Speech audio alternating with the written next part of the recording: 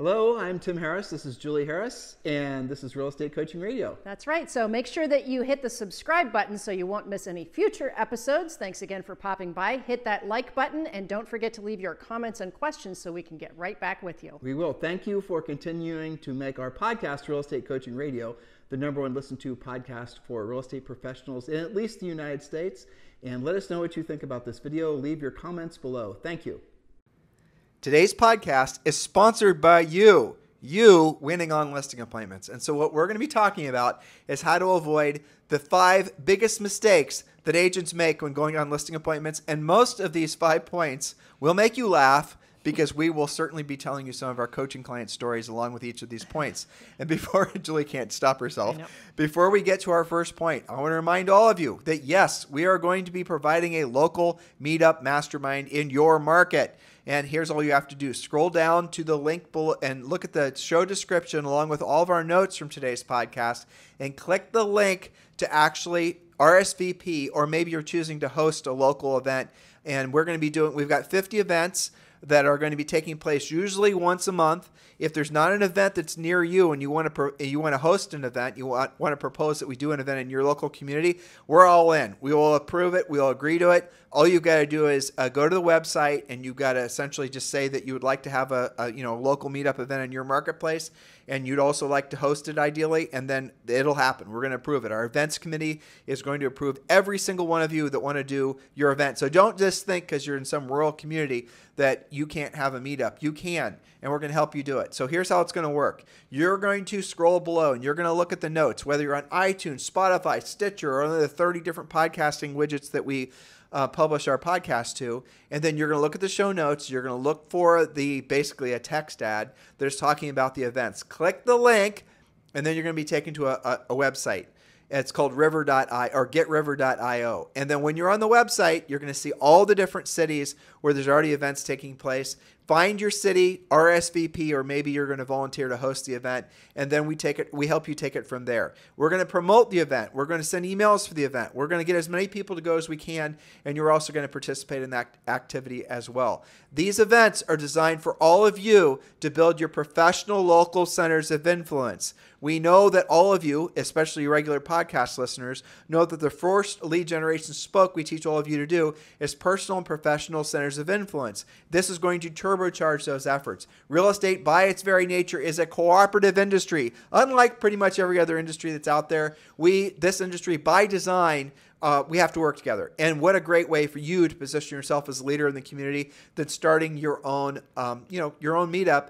And by the way, the nice thing is that all the other folks attending the meetup are going to also have one big thing in common. They also listen to the podcast. So you're going to at least have that to share with them, and that's going to be a good starting point. We know that some of these meetups are going to turn into really probably very well-organized masterminds over time. You can continue, and we encourage you to continue, and we'll help you to continue to do your meetups on a regular basis. Maybe you want to do it once a month, twice a month. It does not matter. And so all the information is on the website. Scroll down and click the link. We're very excited, frankly, because so many of you are so loving this idea, and I know it's going to be a huge success for all of you that participate. That's right. Hosted by you, but sponsored by us. So make sure you're participating. All right. So today's topic, listing appointment. Congratulations for setting that. But guess what? There's at least 5 mistakes to avoid. What should you avoid saying or doing on a listing presentation? Whether you're presenting to a good friend, a referral client, or a colder lead, there are some universal mistakes that you must avoid if you want to take the listing. Now, the good news is that all of these things are easy to remember, but there are also things that if you screw them up, they're easy to wreck your appointment. So number 1, this is perhaps the easiest one to correct immediately, don't ever arrive late. There's a saying, early is on time is late, and if you're late, you lose. People have varying degrees of tolerance to an appointment showing up late. So err on the side of caution and always be early. If you miscalculate and get there too early, well, use your time to drive the neighborhood and become even more familiar with the streets, the amenities, the parks, other homes for sale, and so forth. It's better than being late. Would you concur? Well, I was thinking as you were reading that, that we had a listing appointment, and I'll never forget this. You were thinking of the same thing, Yep. I bet. Well, why don't you tell the story? Well, hopefully we're remembering the same story. So, I'm sure we are. Interrupt if necessary. I remember that we were going to an appointment, and a lot of our listing appointments we did together. We showed up, we did our usual routine, and I think we got there just about exactly on time. Shook the guy's hand. It was a single guy, normal house, normal everything. And I remember looking down at his legal pad. And we knew we were competing because we used our pre-qualification script, finding out. We sent a pre-listing pack. We got there a little bit early. 7-step listing process, the whole thing. But I remember he met us at the door. I looked at his legal pad and he had written down 2 or 3 other agent names. And right next to their names, he had a few other notes, but he had written down exactly what time they showed up. So this agent, was at 5:13. So you can just guess they were probably 13 minutes late, right? But this was his prevailing thing. And I also remember from that same appointment, he said, okay, you got 10 minutes, go. And that's where we had just been talking about, using the DISC personality styles. This guy's obviously direct. Thank goodness we sent a pre-listing package because then we could go to, okay, let's just do the paperwork. But we had won already because we showed up on time. And obviously, at least for this guy, being on time was very important. And by his following comment, you got 10 minutes, shoot. Obviously, he didn't want to be there for 2 hours. He wanted you to be efficient. And lucky for us, we weren't late. Well, our whole listing presentation basically lasts about 15 minutes. And those of you guys who are thinking you have to be in the house for hours on end, the seller doesn't want you in their house on end. No. But here's what I do remember. He actually, after we did take the listing, and most of our listings that we went on, Julie and I competed for. There were maybe in our entire careers, and we sold, I don't even know how many houses, between 100 and 200 homes per year for almost a decade. We very rarely didn't have to compete. I suppose on our centers of influence and past clients. Aside from that. Yeah, aside from that. And so I remember he actually listed the house with us. And that is when you learned that he liked our pre-listing pack and our listing presentation, the whole thing. But at the end of the day, he did very clearly tell us, and this is what I'll never forget, because we showed up early. It was only early by like 5 minutes, but we showed up early.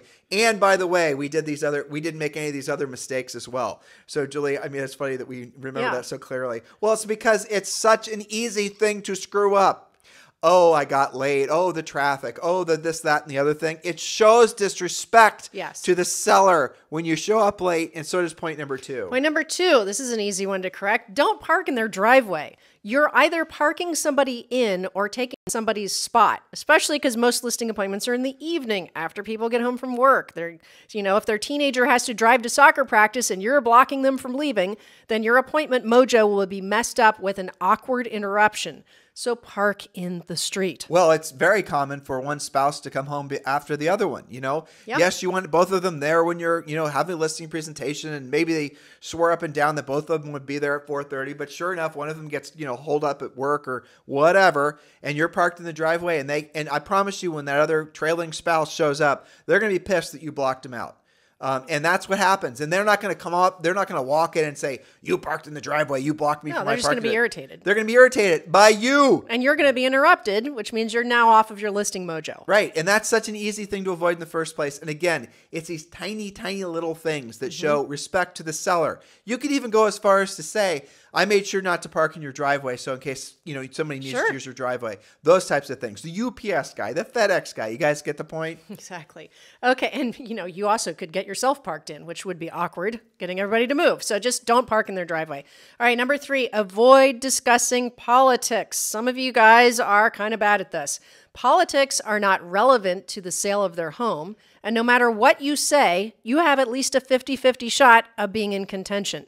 This also goes for your social media, so don't invite conflict. Well, in the politics, even on the far left or the far right, that's it's so turbulent right now, frankly. It's very turbulent. Those things are changing really, really quick. So make sure, again, just avoid the politics. And I know, and I'm not disagreeing with some of you. You guys are in such polarized communities in some places that the only thing you can do is be blue, or the only thing you can do is be red. But still, you don't have to wave the flag, because it's going to offend somebody at some point, because you're not going to get something exactly right. So just don't talk about it. There's no point. Err on the side of being a Republicrat. Or be a Republicrat. Write that down. I see this and I see the other thing. Or even better, don't talk about it at all. Julie, I'm going to do a little supplemental point. Actually, I'll do it as number 6. Okay. Point number 4. Don't forget that. All right. Yep. Number 4. Don't make the appointment all about you. especially top producers. I'm talking to you. Always make it all about them, their needs, motivation, time frame, and priorities. Don't talk about how busy you are, about the deal you're trying to save, inspection and financing drama, or how you're going to be out of town for 2 weeks. They don't care about any of that. They might play along, but they're just biding their time to get you the heck out of their house.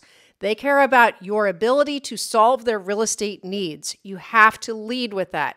All of our scripts are based on keeping you on that task. The questions that you ask during a listing presentation focus all about them and their needs. It's so important for you to remember that everyone's favorite topic is themselves, and it always will be. And if you show up at a listing appointment and you're doing what 99% of you are right now being trained to do or actually doing, where you're making all about your awards, all about your plaques, all about your double diamond ruby award, all about your other things, I assure you they do not care, and it's not doing you not moving you any closer to the goal of getting the listing. Because all someone has to say is, oh, they're double diamond. Do you know what that actually means? Well, I researched it. It means they sold 3 houses in the last 30 years. You guys get the point? So don't set yourself up for that. Make sure you make it all about them. And how are you going to do that? It's harder to do than you think because so many people are so used to talking about themselves constantly, especially real estate people, right? For sure. You're going to follow the 7-step listing process that we teach you in Premier Coaching. You're going to pre-qualify the person prior to going on the appointment. You're going to have all the questions answered about their time frame, about what they owe on the house, what they think the house is worth. And you're not going to ask the questions like I'm presenting it to you now. You're going to use our scripts. Yeah. You have to ask the questions in the right order or you won't get the answers. You're going to want to know whether you're competing. You're going to want to know who you're competing against, right? All these questions need to be asked before you go on the appointment. If you don't know, don't go is one of the points in our best-selling book, Harris Rules. You guys ought to remember that. If you don't have all the questions, all the answers to all the questions, you are probably going to lose the listing, even if the seller's your mama. Yeah, exactly. Okay? And furthermore, you're going to have to send the pre-listing pack every single time. The pre-listing pack is your silent assassin. What it'll do is when you use our pre-listing pack, and you get that as being a Premier Coaching member, the pre-listing pack is personalized to you, but the content in the pre-listing pack is designed to answer all the questions you live in fear of being asked at the appointment. And I have news for you. The seller does not want to talk with you about commission rates. The seller does not want you to talk with you about the term of the listing. The seller doesn't want to hear about your marketing plan. The seller doesn't want to hear about your social media plan. The seller doesn't want to learn. They want to read it. They want to understand it. And when you get to the appointment part, remember our listing appointment takes 15 minutes. One of the opening questions you ask in our listing appointment, we call it a Sharpie close, is you ask them, Mr. Seller, what are the 2 or 3 things that are most important to you that you must have answered to your satisfaction before you choose the agent for the job of selling your home? And then the seller is going to tell you those 2 or 3 things, and you're just going to talk about those 2 or 3 things. You're not going to talk about your golden retriever. They don't care. And I'm not saying they don't care in the sense that they really don't care. A lot of them really don't care, but they don't care because you're being disrespectful. How would you like someone to show up at your house after you've had a long day at work and your kids are cranky and your golden retriever, whatever, had an expensive vet bill, and now you're rolling in there, you're talking about things that are taking their time when they'd much rather be doing something else or nothing at all. You guys get it? So the way you win the listing, the way you win in life, is you think about the person you're talking about first, primarily, and only, ever.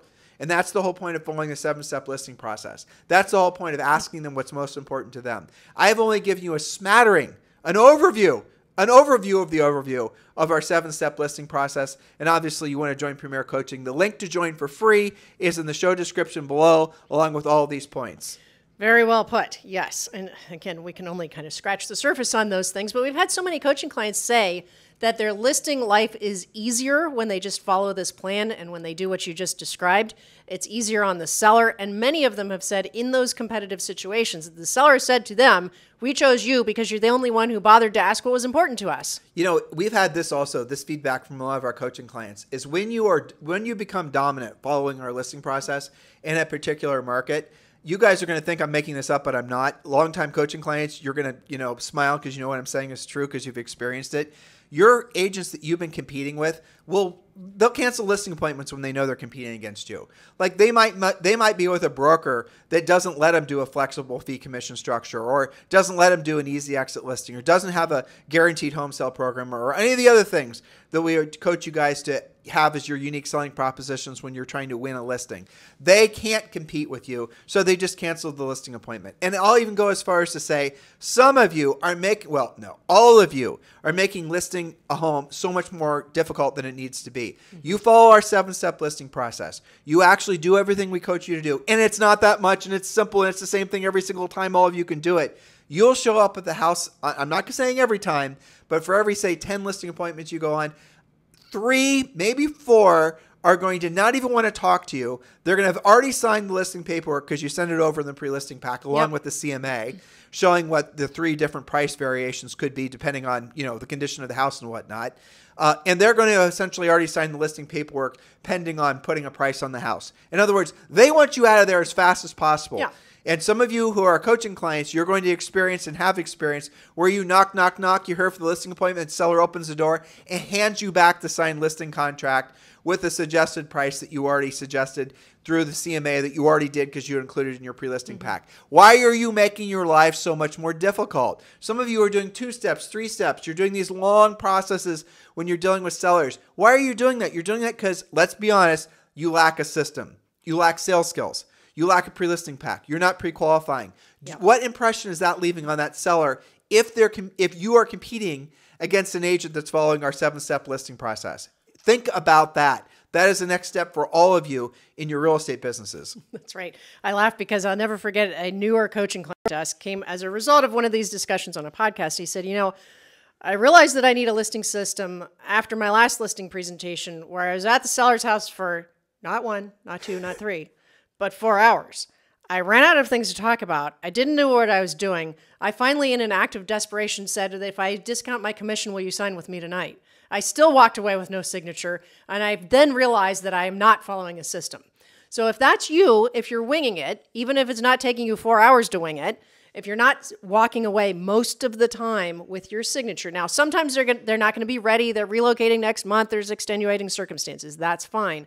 But remember, this leads us to point number 5. Don't forget to ask for the business.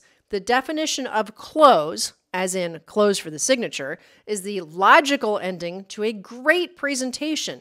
Assuming you did a great job presenting, closing is easy, conflict-free, and results in a signed listing contract. Do you remember where we learned that? You remind me. We had a seller. We went out and I did it myself. It was a great listing presentation. All the boxes were checked. The ball, you could hear the bat hitting the ball, and it went over but the seller said he had some other agent that had scheduled an appointment. Literally, like while I was there, they texted something, a referral from another neighbor or something. So I didn't know that other agent was in the mix. And so the seller basically said, well, I just promised that, I couldn't get the seller to move forward with me, and they wanted to interview this other agent. Well, this other agent, turns out this other agent was brand new licensee.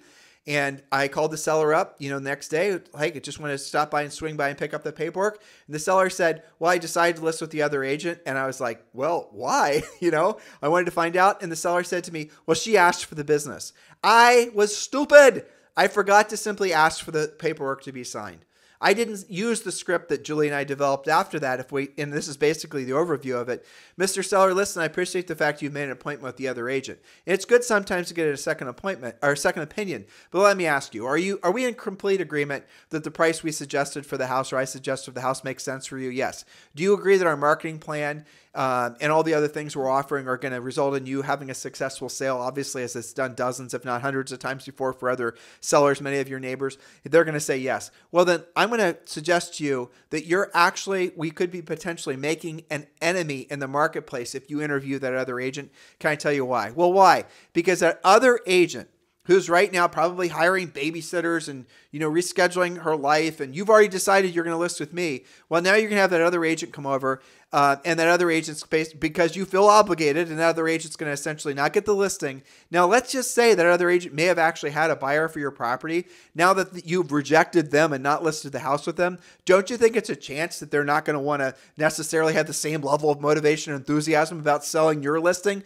versus, say, the other listing down the street? So let me do this. let me call and cancel the appointment with that other agent, give them their evening back. They can cancel the babysitter, right? They can actually, watch Wheel of Fortune or whatever they're planning on doing with their family and relaxing. And then what I'll do is I'll very nicely offer that I'll let them bring any of their potential buyers through right the second we make the listing active. We'll make it so that they have first right of the opportunity to sell the house, present it to their buyers. And that way what we're doing is we're making it so that they obviously are going to still be enthusiastic about selling the house, and we haven't made an enemy in the marketplace. Now, that's not the exact script, but that is the technique. And had we been in a situation, I've been in a situation where that seller was telling me at the appointment that they had another appointment after that, here's the other thing you're going to want to say. Mr. Seller, it's interesting you should say that. I've discovered that after I have a great appointment with everyone, and we're all in agreement that you agree my marketing plans is what's going to take to get the property sold, and all the other things.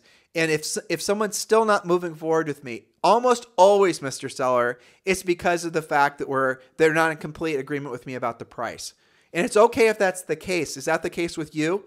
And if they say, and usually they'll say, it's like 50% of the time. They'll say, well, yes, that's the problem. And then you know what you have to overcome. You got to go back and you got to review the CMA. Maybe another agent had blown sunshine up there, what's about the value of their home. Or frankly, if it's just over a little bit of money, who cares? Let's set the higher price and take the listing.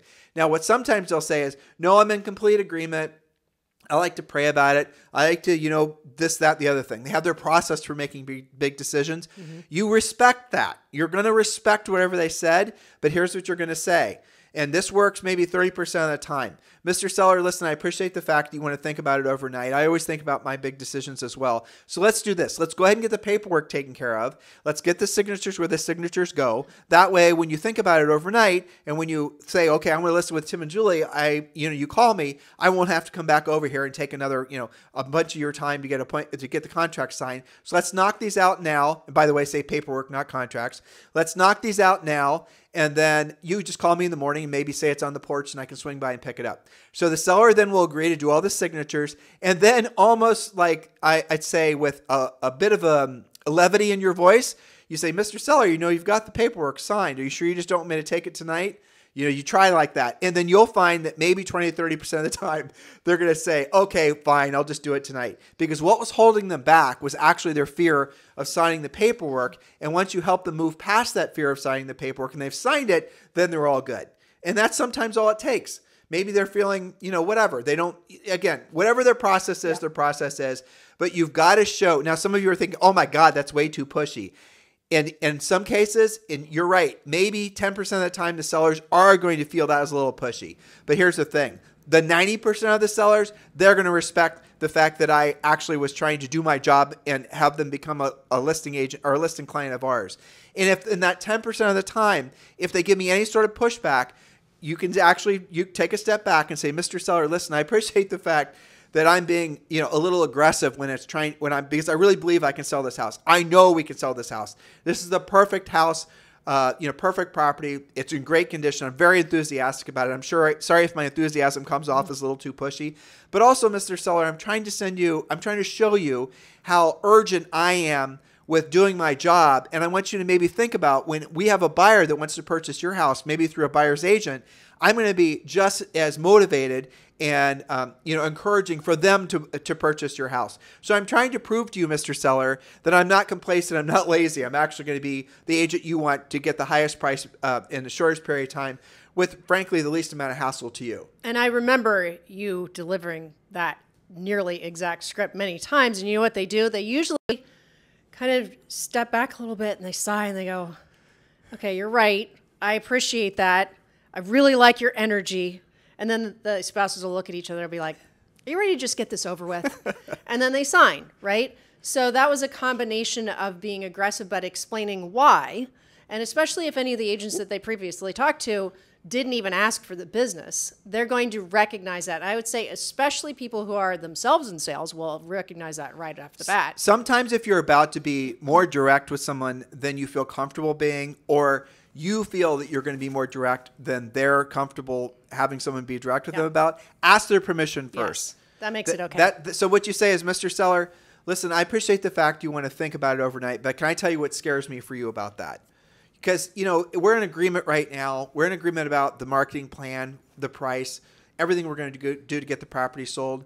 And, if you think about this overnight, what is exactly you're going to think about? I mean, we're all here right now, your husband and the wife and the dog and the kid, right? So what exactly is it you're going to be thinking about?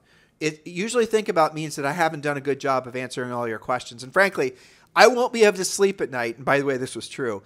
I won't be able to sleep at night if I feel I didn't do a great job of answering all your questions. So what questions remain unanswered in your mind? You guys get it? But remember, that's asking for any lingering objections, which is unusual when you actually use the pre-listing package. But if somebody's hesitant, and I remember, lots of instances where, that's kind of your backup plan. What are your remaining questions? What do I still need to answer for you? Remember, the definition of an objection is an unanswered question in the mind of the prospect. And sometimes, they would get, I remember sometimes they would say, well, we're not 100% sure we're actually getting relocated. Well, but we're not sure of this. We're not sure of that. We would have pre-qualified them. We would have known what their timeframes were. Almost every single time, experienced listing agents listening to me, like Julie just brought up, maybe their plans changed since we pre-qualified them, okay? But here's 99% of the time. Here's what, if they don't sign with you at the appointment, it's always because of one or two reasons. Their Uncle Bob just got a real estate license and they feel obligated, and Uncle Bob snuck in after you, and you always try to set your appointment so you're last. Or number two, somebody else is telling them a much higher price. It's never because of, hardly ever because of the commission. And or usually it's price. Right, it's price. And ultimately it's the price. And so you've got to, maybe you didn't do a thorough enough job explaining the CMA. Maybe you didn't follow our listing process, or you did your version of Tim and Julie's 7-step listing process, which a lot of people are guilty of. Guys, listen, this is a proven system. And I'll say this is interesting. Some of you listening right now who are selling expensive real estate, you are lying to yourselves saying, well, we can never do that in the upper ends. I got news for you. In the upper ends is where this technique and where our direct approach works the best by far because they respect it. Because to Julie's point, a lot of them are also in some form of selling. Anybody successful at anything in life is a salesperson. And they have more experience going through more sales. There are no exceptions. A doctor who is really successful has to sell somebody into procedures. A pastor who has a really great church has to sell people into him, basically them showing up and giving him, the donations. Everybody who's successful at anything, a teacher is ultimately a great salesperson. An engineer is great at expressing and selling their ideas. There is no such thing as someone who's at the height of their career, who's, say, one of those upper end sellers, who's not also learned along the way, even though very few of them would say it like this, who's not learned along the way how to be a great salesperson. You have to be a great salesperson to be great at anything in life, no matter what the career is, what the industry is. So they're going to respect your hustle. They're going to respect the fact that you are like them. You're a great salesperson. And I'll tell you how I know this for sure. Because when Julie and I sold real estate, we started in a low average normal sale price range in our market. And then we moved to a marketplace where the average sale price was 5x to where we started. It was like $1 million. And our technique working, being, proactive, 7-step listing process, following a proven system, pre-listing pack, isolating their objections, helping them to, that works so much better on the upper end. It wasn't even funny. And every single one of our upper end coaching clients, a lot of them have hired us to be their coaches because they have a passive approach. Well, I just get my listings because I play tennis with all my sellers, or because of social things, or because of brownies. Now all of a sudden there's 5 agents who are also, the same brownie troop, or now you're not competing against, you're not getting listings anymore. Well, it turns out there's 3 now. 3 of your people you play tennis with now all got their real estate licenses, and so you're not automatically getting the referrals, and you have to learn how to compete. That's the reason that you have to learn how to be a professional salesperson. Professional salespeople are not trying to convince somebody to do something that is not what's best for them. A professional salesperson is simply helping people to identify what their objections are, their challenges, their fears, frankly, and helping them move past. You're not sitting in front of a seller because they don't want to sell their house. What you're doing is you're sitting in front of the seller, helping them identify what their fears are, what their notions, because selling real estate for a lot of people is very stressful. Not so much in the upper end, by the way, but pretty much every other price range. And they're already wanting to sell. They have to sell the house because you pre-qualified them. You know what their motivation is. And now you're going to just help to pull out. They don't want to feel ripped off. They don't want to feel like they got taken advantage of. They don't want to feel like they left money on the table. They don't want to feel like they got taken advantage of. Help them to identify the fact that you are the best agent for them by actually being the best agent for them, because you're actually, guess what? The best agent for them. You guys get it? You cannot fake it. You cannot, Facebook or Instagram or buy a bunch of likes on some, or whatever. You have to actually earn the right to be their listing agent. And when you do, your business and your personal life will take off, because you're going to look at yourself in the mirror and you're going to see yourself becoming the best version of yourself as a real estate professional. And I promise you, everything you want in life is on the other side of that. Absolutely. Very well put. Lots of great examples there. Hopefully you guys were paying attention. It's all about upgrading your professionalism this year. Bringing it to the next level, not having different rules for different people in different situations. And just because you're buddies, you don't present. And then the next appointment, you're competing, so you are going to present. You do it the same way using a systematic approach. You're going to win nearly 100% of the time. That's a rule we have for our coaching clients. It's not okay to just take 50% because you hit it off based on your personality. Not if you want to really be a professional in this business and not just get by, but really earn a killer living. Listing appointments are always abundant in every single marketplace. For every buyer side, there was a seller that listed with an agent. So if you have to choose what you're going to be doing in your real estate career, where you're going to put your best energies, always focus on being a powerful listing agent. Because when you're a powerful listing agent, you get leverage. You actually then can create multiple transactions. Think about it, guys. You can do open houses. You can do other things to essentially get buyers to call you. Buying buyer leads is an act of futility, especially if you're a listing agent. Any listing agent knows what I just said is true. But that seller is going to have a house to sell or have a house to buy. Maybe they're going to have, they're going to refer you other people. Sellers, listings, that's where all the business comes from. Look to see who the top agents are in your marketplace. Every single one of them selling the most houses, making the most money, or also taking and selling the most listings. Put those thoughts together, guys. Become a powerful listing agent. The way you become a powerful listing agent is you learn how to be a proactive lead generator. You learn how to pre-qualify. You learn how to present, negotiate, and close. Always send the pre-listing pack. Always be urgent with your lead follow-up. Be incredibly excited about you as a listing agent. And we strongly encourage all of you to take the next natural step, the smart step, as obviously all of you are, your podcast listeners, and become a premier coaching client. Anything else you'd like to say to these guys? Well, we had 5 points, but I think we probably presented 25 points. Of course, we always do. Because it gets us going and we remember all these I did remember what my things. bonus point was. Oh, good. Okay, the bonus point is how you appear, which you maybe should have had in your notes. But this is something some people want to argue with us about, so I'm just going to give you the punchline. When you show up at a seller's appointment and you're dressed like them, you're at a disadvantage. You think, oh, everyone in my community wears flip-flops. We've had people argue with us about communities. Beach communities. Everyone shows up casual. That's fine, but dress one notch above how everyone else dresses. Dress so that when someone looks at you, you look one notch above. I'm not saying show up in a 3-piece suit wearing, all kinds of uncomfortable clothes in your hot environment, whatever it is. Don't try to pigeonhole what I'm trying to say. All you've got to do is look a little bit nicer than your competitors, a little bit nicer than the way the sellers dress, and then wear and you essentially wear the appropriate clothing. If you go on a listing appointment in a normal price house and you're wearing $450 shoes, and that seller sees that you're wearing $450 shoes, you're not going to get that listing. They're going to hate you. No, when in Rome, right? When in Rome. Be considerate of who you're presenting to. We talk about this endlessly in our book, Harris Rules. We did do a podcast, I think about a month ago, about upgrade everything, and we gave you different categories. How you dress is one of those things, and we gave you some specific things to upgrade. And you don't, to your point, you don't have to overdo it, right? So if they wear t-shirts, typically you're in a beach community, whatever, you wear a polo. If they wear a polo, you wear a button-down. If they wear a button-down, you wear a tie.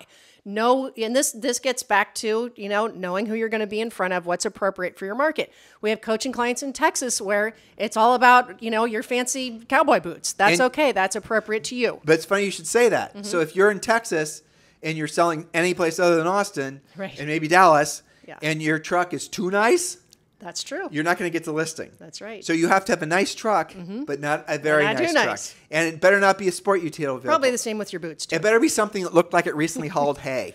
That's right. Okay? I mean, it is when in Rome. Yeah. Yeah, and the same goes true as if you're like I remember when Julie and I went on a listing appointment, and we had just bought a BMW. It was our second year in the business, and we'd sold over 100 homes, and we did really great. We rewarded ourselves with buying a slightly used BMW. And I'll never forget, we were walking up to this house. We saw the seller peeking out. Now, we won the listing. We took the listing, but the seller wasted no time. You remember this? Mm-hmm. Nate Lick. Wasted no time afterwards in pointing out to us that we had a car that he thought was too flashy for the market or something like that. He had a whole opinion on it. And you know what? He wasn't wrong. It probably was, because everyone else was driving, normal cars, and we probably should have been more considerate of our environment. Yeah. And the opposite is true as well. When we started selling really expensive listings, we had to go and get our game on. We had to get nicer watches and get nicer shoes. Yeah. I remember walking into a listing appointment, and one of the things that Julie and I always recommend as part of our listing process, we teach you in Premier Coaching, is when you walk in the seller's house, if you see that they're not wearing shoes, take your shoes off. Well, we always followed that rule, and it was a no shoes house. And I remember the husband and wife both met us at the door, and the lady was studying where Julie's shoes came from. Oh, yeah. The brand. Labels. Yeah, but and that could have been should have been one of our mistakes, right? The fastest way to lose the listing is to not take your shoes off when they've done that, and then track up their house. They're not doing that because they're protecting their floors. They probably have nice white carpet or tile, and then you just were disrespectful to them. They might give you a 20-minute appointment, and then you want to get ghosted, ruin their house. So guys, this is training. We're not coaching you right now. If you like the intensity of the details of what we give you, the tiny little micro steps to winning a listing, you're going to love Premier Coaching, because the reason that somebody look, you can learn eventually over time after having made enough mistakes, probably most of what you're going to learn in our 7-step listing process, or you could just skip the losing and actually just start winning consistently. Well, the problem is mistakes now cost 10 to 15 grand. Yeah, exactly. A pop. How many of those do you want to rack up? It's pretty costly. Yeah, you lose 5 listings, you've just lost what? At least 50 grand? That sucks. That's dumb. Right, That's exactly. way more expensive than coaching. Don't do that. Julie and I are laughing because our first broker, Rory Averill, we screw something up, and we screwed a lot of things up. It takes a lot of screwing up to sell over 100 houses your first year in the business. Yeah. We call him up and we tell him, this is what he would say. He was a perfect broker for Julie and I because he didn't want to talk on the phone. So he'd go, well, what did you do this time? We'd say, blah, blah, blah. And he goes, well, what did that one cost you? And we tell him, he goes, well, you won't do that one again. Click. That's it. That was early coaching. It worked, though, because we remember all those. A lot of those stories come out on the podcast. They do. Well, they just did. Yeah. So listen, guys, thank you for keeping this #1 listened and downloaded podcast in at least the United States.